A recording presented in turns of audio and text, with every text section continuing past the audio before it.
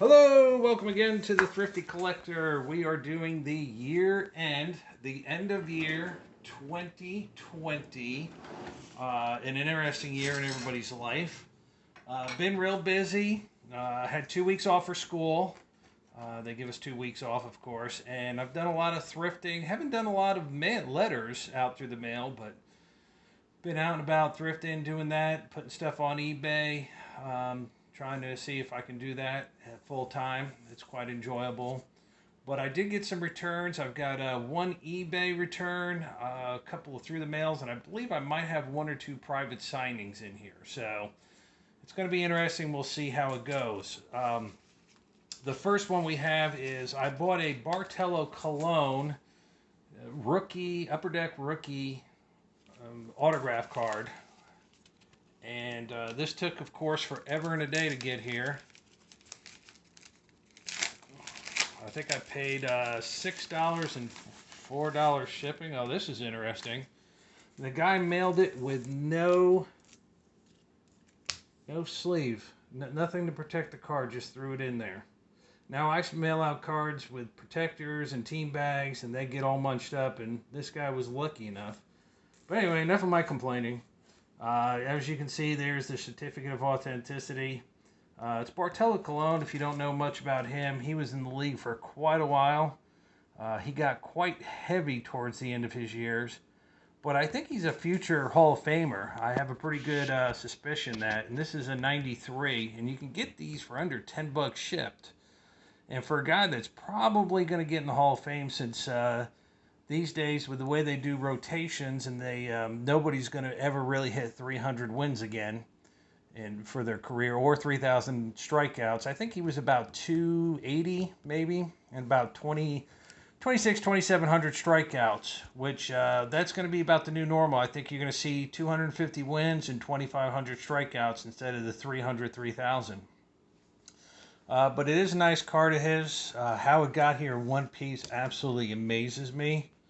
But if you get a chance, I recommend picking up this card. It's a good card to get at a good price. You can pick it up in a future Hall of Famer with their little hologram. So if you check them out, it's the 93 SP or SP. SP Bartello Cologne. Check that out. All right, the next envelope we have is from Orlando, Florida. I couldn't find my regular knife, since everything's been kind of moved around at the Thrifty Studios here. See if I can do this without going to the emergency room.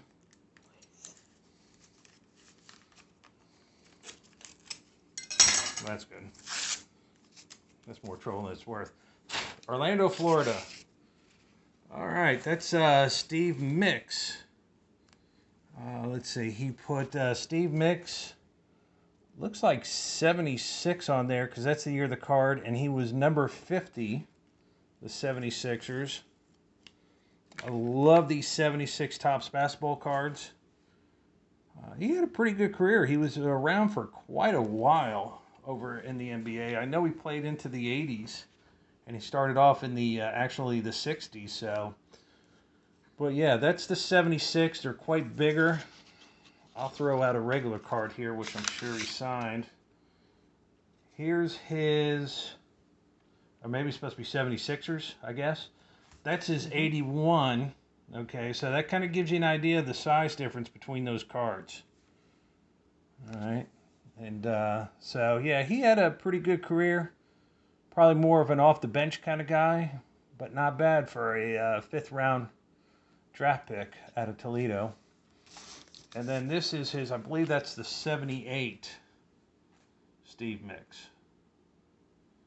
And I actually have several other Steve Mix cards, but got this back in one piece. It's always nice when you get the 76 cards back in one piece. All right, the next one is out of Raleigh, North Carolina. Oh, here's another one. Jack Marin. All right, with the Bulls. All right. And he actually played for Duke. So, looks like he moved around a lot. Baltimore, Houston, Buffalo, Chicago. And I also have his 69 card. So that shows you kind of a contrast of how big those 76 cards, when they make the 69 cards, actually look pretty small. So I like how he does with the K and Jack. It's a little kind of squiggle like that. Let's see if he wrote anything on here. He put, I have no idea. You don't have to. No, Merry Christmas, James. Good. It's very hard to read it. All right, so the next one out of Portland, Oregon. Oh, we got another basketball theme here. Greg Smith. Right there, and of course that's the 69s, and he ripped off a little piece here, and he says, thanks for being a fan of the NBA. Player of the past and futures, winning the title in 70 was awesome. Each game I played in was a thrill. Greg. So that's kind of nice. And he signed that, looked like in maybe blue ink. Right there. Played him. He must have won the championship with Kareem Abdul-Jabbar. All right, got another one from Portland, Oregon. Hopefully I didn't send to the same guy twice. I've done that. All right, here's Terry Jeshinger, I imagine his name is. All right, two more 69s. As you can kind of tell, I kind of go and kind of get on a spurt when I just find a stack of cards and decide what I'm going to send out. I'm like, well, I'll just send all these out, knock them all out. So I've actually sent some of these out about, this is probably my third time knocking out what I had left of these. And Terry, I remember reading about him. He was in the military. I believe it was the Army. And he won MVP. Surprise, surprise, surprise. But he was actually, and this was another thing I read about him, he was on his way to having a really good Hall of Fame career, averaging 25.5 points, 20 points, 18 points, and then getting sent off to the service, and then kind of never really recaptured everything. And he actually did put a note here. Hello, thank you for your letter. I was in the Chemical Corps of Engineers, training soldiers how to work with their gas masks. John Havlicek and Jerry Lucas sent me a telegram at my last college game. It looks like encouraging me to go out and win the scoring title, and they'd make sure to stop Jimmy Royal in their game. So it's interesting enough. And then the last one from Trent Albert in Harrisburg, Pennsylvania. Now this, I'm pretty sure, is a private signing that I was part of. One of my goals is to get a lot of those guys from the 70s and 80s that I grew up and really enjoying. Maybe guys that weren't going to be in the Hall of Fame but had great years way back when. And this is. It's a Joe Kelcko rookie card. It's the 1978. The good thing is Topps airbrush. They didn't have the license for the teams, so they would airbrush it. So that actually was a great spot for his 73. If you look at Kelcko's stats, he really should be in the Hall of Fame. If you remember him with the New York Stock Exchange, Marty Lyons, Abdul Salam, and of course Mark Gastineau, who was actually my favorite defender as a kid, was Gastineau. But yeah, great to have Joe Kelcko in my collection now, his rookie card. I think it was about $15. So, and I can't remember exactly if it was for a charity or not, but yeah, if anybody remembers the New York Stock Exchange, that was a thrill back then.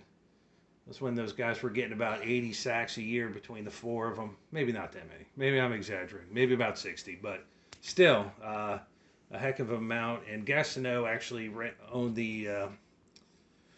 had the most sacks in one season until Brett Favre laid down for Michael Strahan so that Strahan could beat his record. If you don't believe me on that, go watch the sack that Michael Strahan broke Gastineau's record on Brett Favre. He flat out Favre ran to the side and laid down for him. So, which is typical of Favre, just so that he could get in the record book some way or another. But not that I'm going to go on a rant about Brett Favre, or Bert Favre, as a friend of mine calls him. But thank you. I hope you have a wonderful night. If you're going out, make sure you get a taxi. And everybody have a great thing. And remember, make 2021 your thrifty year and stay thrifty throughout the year. Have a good night. Bye-bye.